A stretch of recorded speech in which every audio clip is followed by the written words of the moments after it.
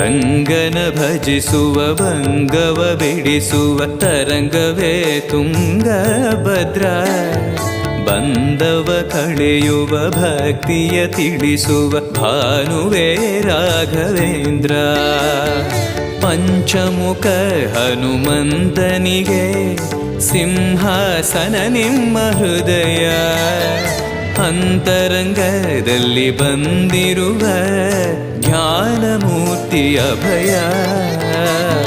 ಪೂಜ್ಯಾಯ ರಾಘವೇಂದ್ರಾಯ ಸತ್ಯಧರ್ಮರತಾಯ ಚ ಭಜತಾಂ ಕಲ್ಪವೃಕ್ಷಾಯ ನಮತಾಂ ಕಾಮಧೇನವೇ.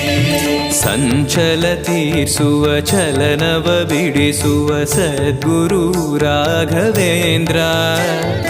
ಮಂದರಗಿರಿಯನ ಎತ್ತಿದ